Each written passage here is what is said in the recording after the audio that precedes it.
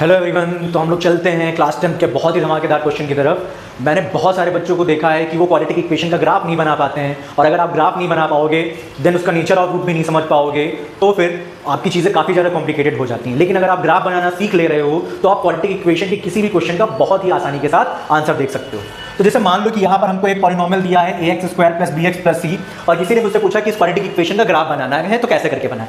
तो सबसे पहले आप एक मैजिकल पॉइंट जो है ना पता कर लेना। उस मैजिकल पॉइंट में क्या करना, सबसे पहले आप -b/2a इसको पता कर लेना, इसके साथ साथ माइनस का d/4a इसकी वैल्यू पता कर लेना। यहाँ पर ये जो d है ये कुछ और नहीं b² - 4ac है, जिसको हम लोग डिस्क्रिमिनेंट बोलते हैं। ठीक है, सबसे पहले आप लोग क्या करना, इस वाले पॉइंट P को कार्टेशियन कोऑर्डिनेट में कहीं पर भी प्लॉट कर लेना। प्लॉट कर लिया कि नहीं प्लॉट कर लिया, जहां पर भी ये पॉइंट P आएगा उसके बाद आपको इस a की वैल्यू चेक करनी है। अगर a की वैल्यू क्या हुई बेटा, ग्रेटर देन 0 हुई, तो आप इसी पॉइंट से क्या कर देना, एक सीधा कटोरा बना देना। अगर a की वैल्यू ग्रेटर देन 0 हुई और अगर a की वैल्यू हमारी लेस देन हुई, तो आप इसी कटोरे से ऐसे करके नीचे की तरफ, इसी पॉइंट से नीचे की तरफ कटोरा बना देना। ठीक है, एक एग्जांपल भी मैं आप लोगों को करा देता हूं। जैसे मान लो कि मुझसे किसी ने पूछा कि px = x² - 5x + 6 का ग्राफ कैसे करके बनेगा। तो सबसे पहले मैं माइनस का b/2a कैलकुलेट करूंगा, ये माइनस ये b/2a, ठीक है, कॉमा माइनस का b² - 4ac करूंगा तो 25 में से 6 चौके 24 जाएगा, तो कितना बचेगा, 1 बचेगा अपॉन में 4a। इसको थोड़ा और सिंप्लीफाई करके लिख देता हूं, तो ये बेटा हमारा क्या लिखा हुआ है, 5/2, 1/4 लिखा हुआ है। ठीक है, तो अब मैं क्या करता हूं, ये वाला पॉइंट प्लॉट कर लेता हूं।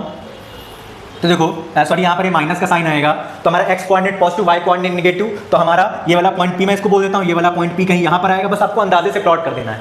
ये पॉइंट P जैसे ही आपने प्लॉट किया, अब हमको क्या करना है बेटा, ग्राफ बनाना है। तो मैं क्या चेक करूंगा, a की वैल्यू यहाँ पर कितनी है, 1 होता है हमारा ग्रेटर देन 0। तो इसी पॉइंट से आपको क्या करना है, बहुत ही प्यार से एक ऐसे करके ग्राफ बना देना है। ठीक है, तो ये मैंने कटोरा बना दिया, ये हमारे किसका ग्राफ आ गया, इसका ग्राफ आ गया। अच्छा, ग्राफ देख करके ये आप देख चेक कर सकते हो कि इस इक्वेशन के हमारे रियल इक्वल रूट्स हैं, कि डिस्टिंक्ट रूट्स हैं, कि इमेजिनरी रूट्स हैं। चूंकि अंधे को भी दिख रहा है कि ये ग्राफ एक्स एक्सिस को दो जगह पे कट कर रहा है, तो इसके रियल एंड डिस्टिंक्ट रूट्स होंगे। ऐसे ही अगर ग्राफ हमारा क्या कर जाता, सिर्फ और सिर्फ एक्स एक्सिस को टच करके निकल जाए, तो इसको हम लोग क्या बोलते हैं, रियल एंड इक्वल रूट्स बोलते हैं। और अगर हमारा ग्राफ एक्स एक्सिस को बिना कट किए ही निकल जाए, तो इस केस को हम लोग क्या बोलते हैं, imaginary roots. I hope that आपको ग्राफ समझ में आया होगा और नेचर ऑफ रूट्स का कॉन्सेप्ट क्लियर हुआ होगा। Thank you.